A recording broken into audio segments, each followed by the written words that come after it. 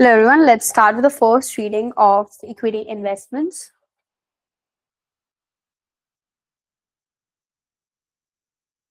This topic will be at a theoretical side.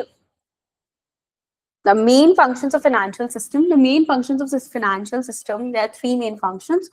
The first is allow entities to save, borrow money, raise capital, raise equity capital, manage risks, trade assets,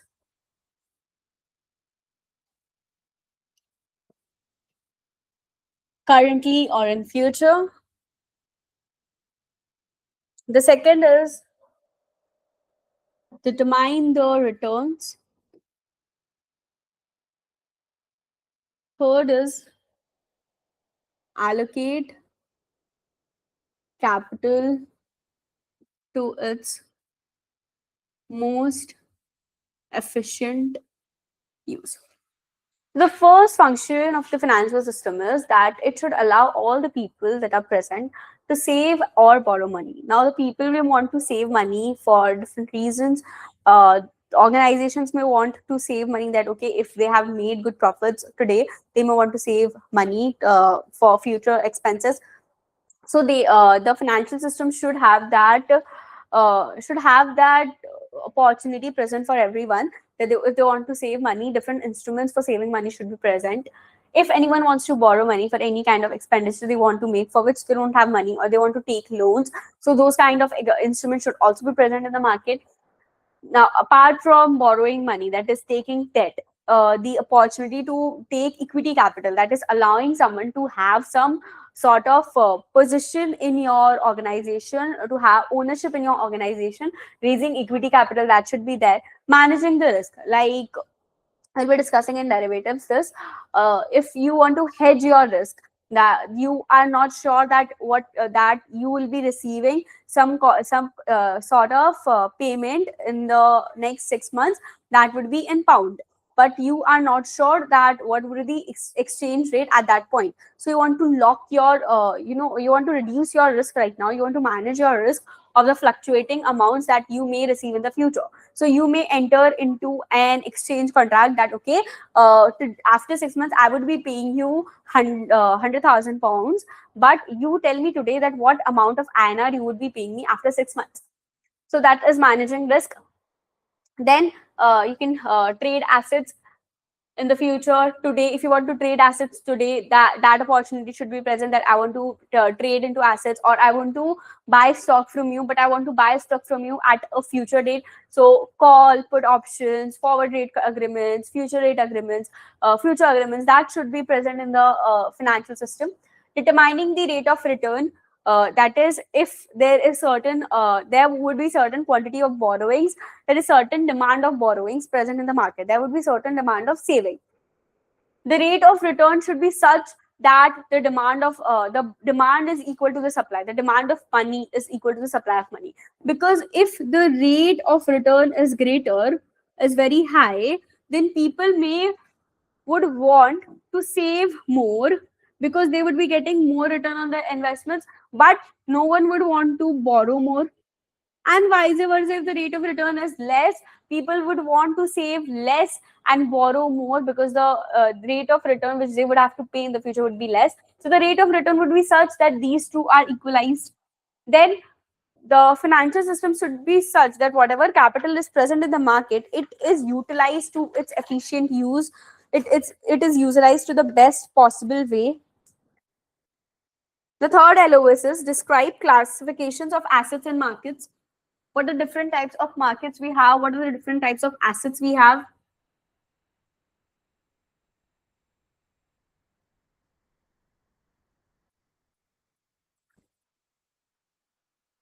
So we have financial assets and real assets. Financial assets are what? Financial assets are stocks, bonds, cryptocurrencies, your derivative contracts, your currencies. Real assets are what? Real assets are the infrastructures which would be dealing like real estate or the highway. Like you have invested into a real estate, or you have invested into the making of an highway. You have invested into the set establishment of a public park. So these are real assets. Like you have invested into commodities, you have invested into gold, silver, crop. Then comes debt securities or equity securities. Financial assets can be debt securities or equity securities. Like if you have invested into a company, you can even give them loan. So debt security is what? Giving loan to someone, that is you have to repay the borrowed funds. It is borrowed money. Equity security is what? Equity security represents the ownership positions. If I have given money to someone as an equity, then I may hold ownership. I hold ownership position in their organization. Then we have derivative contracts. What are derivative contracts? Derivative contracts are the contracts which are based upon, that is, they derive their values from some underlying. That underlying can be anything. Again, we'll be dealing this greatly in derivatives. What are derivatives? How are they dependent on underlying? What are the different types of derivative contracts? So the value of these contracts are derived from some underlying instrument. There can be two kinds of derivative contracts: financial derivative contract, physical derivative contract. Financial derivative contract, the underlying here can be equity, it can be indexes, it can be currencies. And under physical derivative contract, the indices, the underlying instrument are like crop, cotton, any crop, cotton, coffee, and so on, gold, oil, wheat, like commodities. Then we have different types of market. You have spot market, primary market, secondary market. So spot market is if you want to buy any stock today itself, you want the immediate delivery. So what would be the price you'd be paying today? It is called spot market.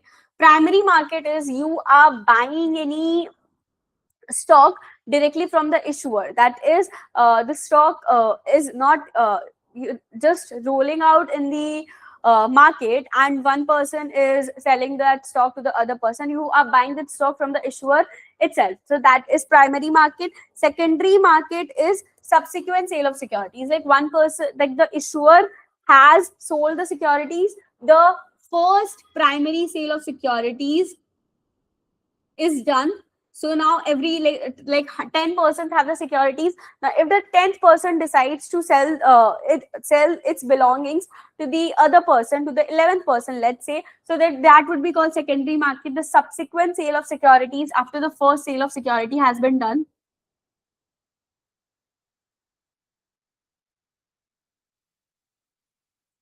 Then we have money markets, capital markets.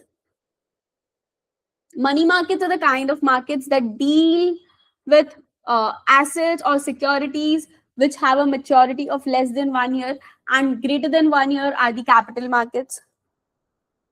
Then traditional investment market and alternative markets. Traditional investment market are the markets which deal with traditional instruments, and alternative investments deal with alternative instruments like real estate, your commodities, trading in commodities, hedge funds. We'll be talking about alternative investments in great detail in alternative investments topic. So these are the definitions of the different types of assets or markets which can exist.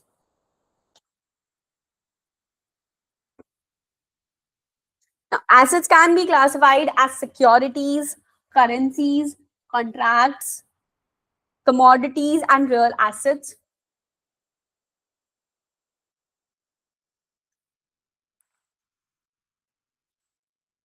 Assets can be divided into securities,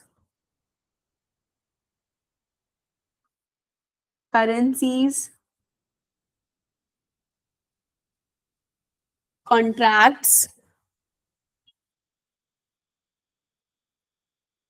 commodities, and real assets. Now, securities can be fixed income securities or equity securities.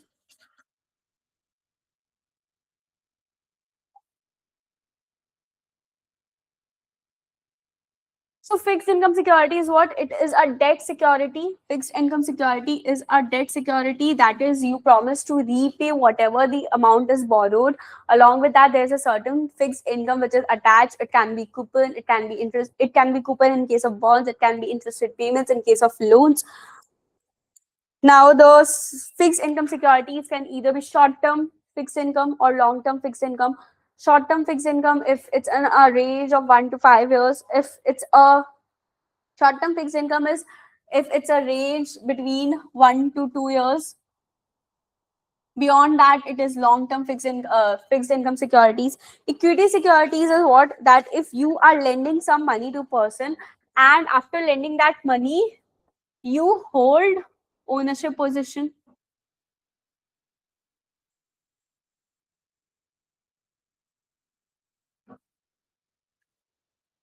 What other kinds of equity securities present? Common stock, preferred stock,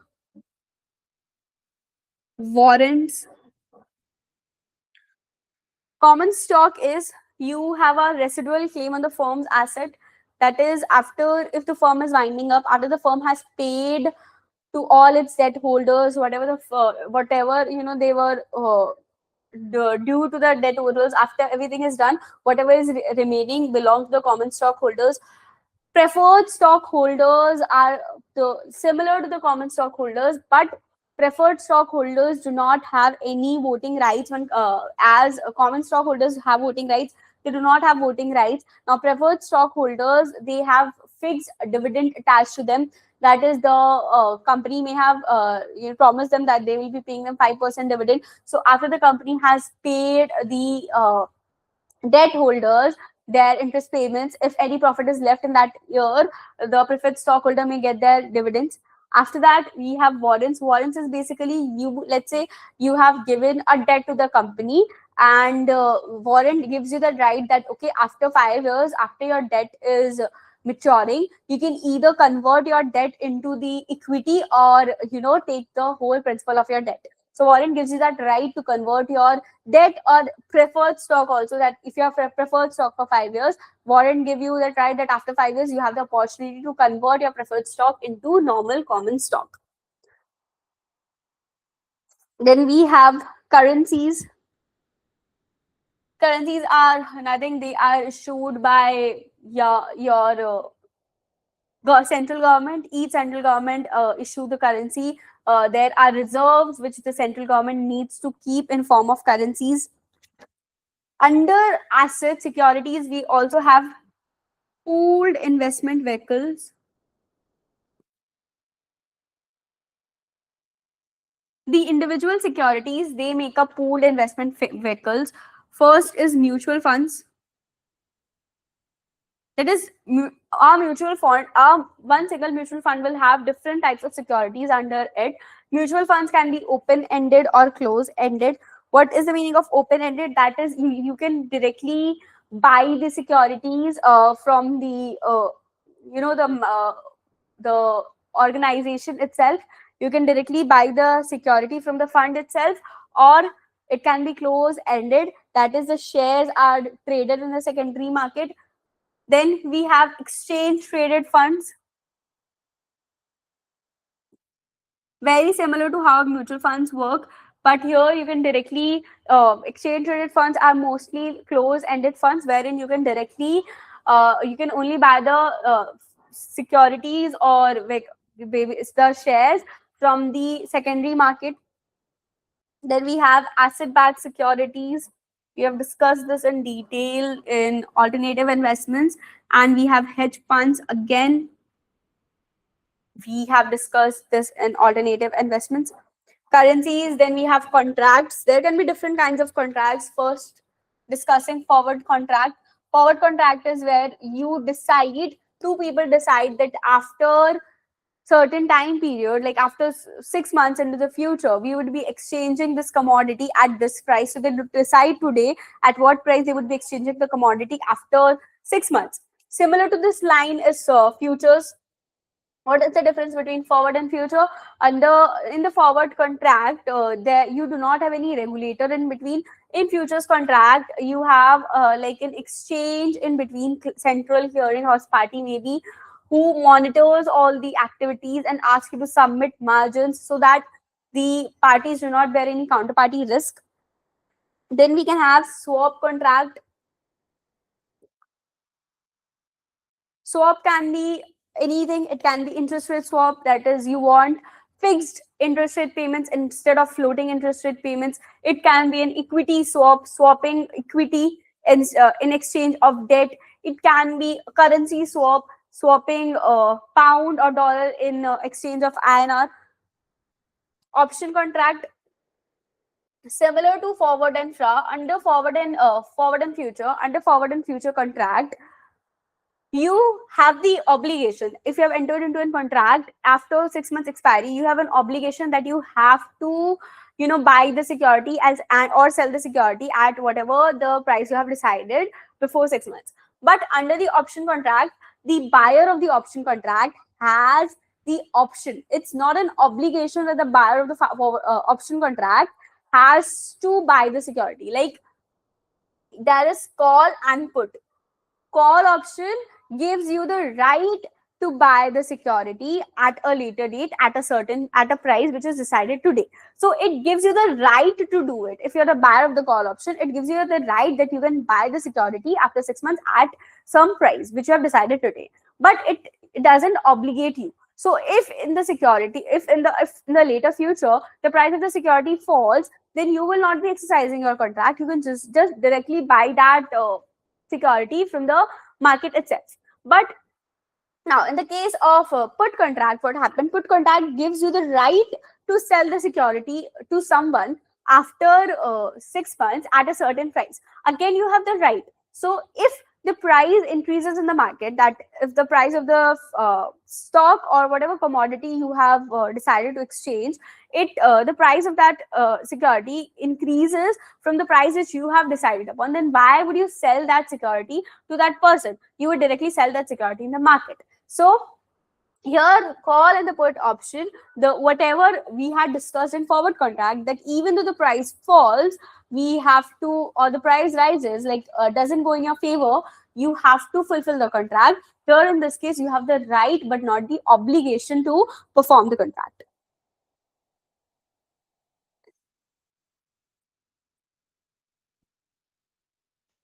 Then we have insurance contract. Insurance contract is a person who would be taking out an insurance policy. They would be paying premiums to the insurance company.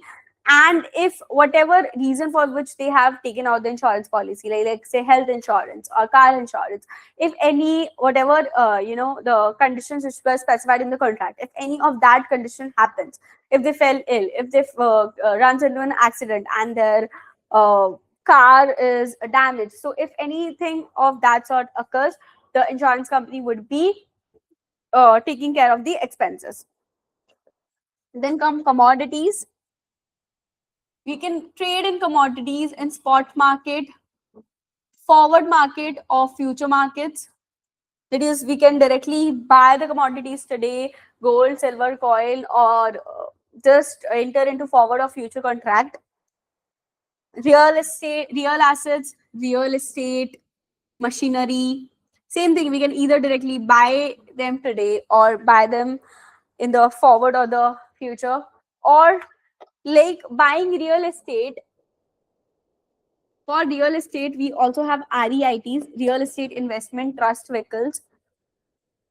What happens, like it may not be possible for a person to invest into a building because a building is illiquid. There's a huge investment for a longer period of time. So you can directly invest in real estate investment trust. This real estate investment trust, it is like a pool of funds which is invested in real estate. So you are getting an exposure to real estate without directly investing into real estate investment, without directly investing into real estate. So you are getting that exposure without investing into real estate and without exposing your money to illiquid asset. So this is how REITs help us.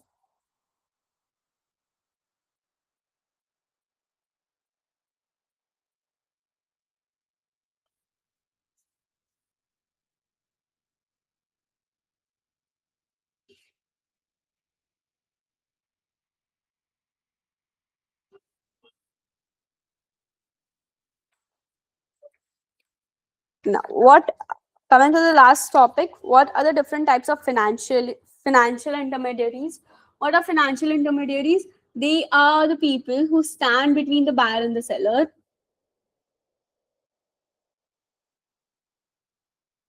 They stand between the buyer and the seller, and they help in facilitating the exchange. We have brokers.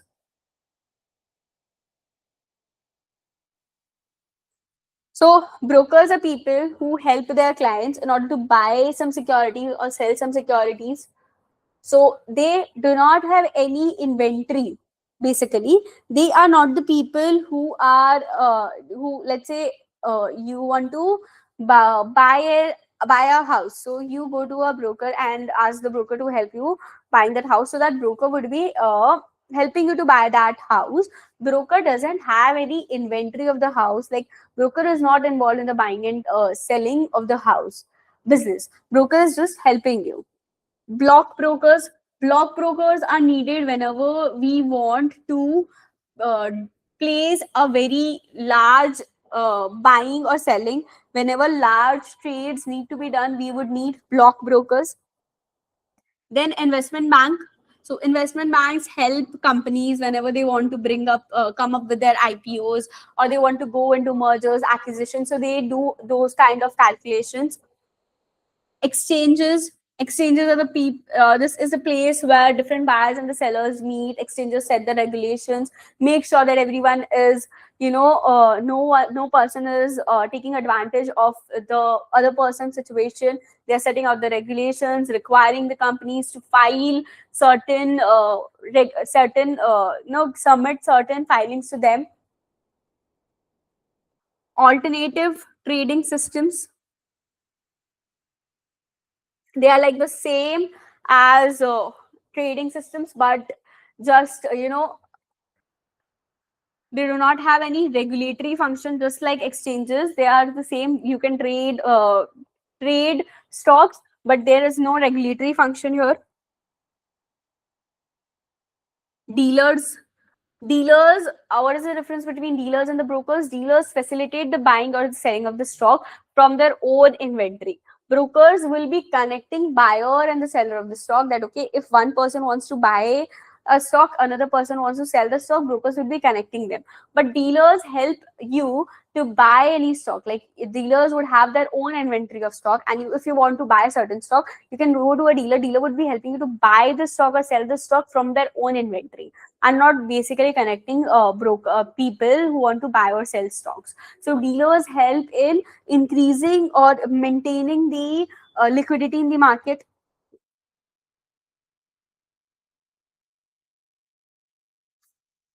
Then we have securitizers.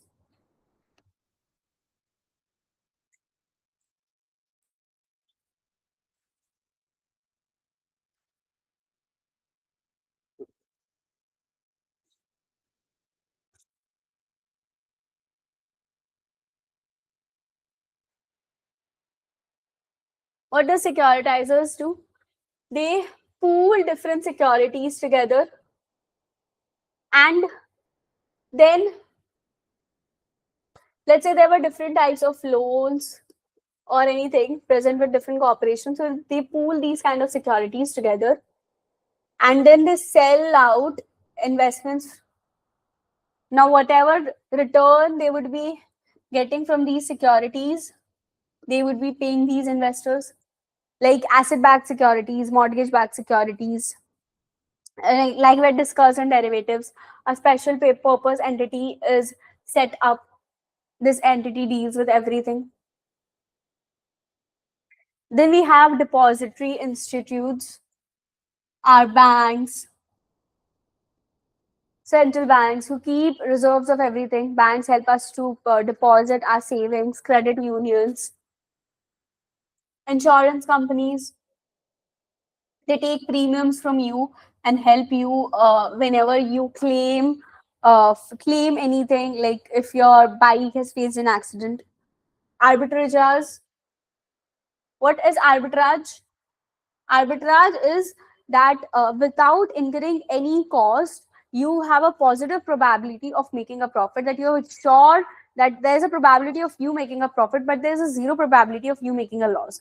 That is, you did not did anything, you did not take any loss, you did not make any investment or incur any cost, but but because of whatever the situation was present in the market, you were able to generate profits. So how they do this, arbitrageurs, how they do this, they buy securities and sell them at a higher price. So these, then comes clearing houses and custodians. We have clearing houses in case of futures. They stand in between the buyer and the seller, and they make sure that the buyer and the seller are free from the counterparty risk. They would ask you to submit margins. They act as a guarantor of contract.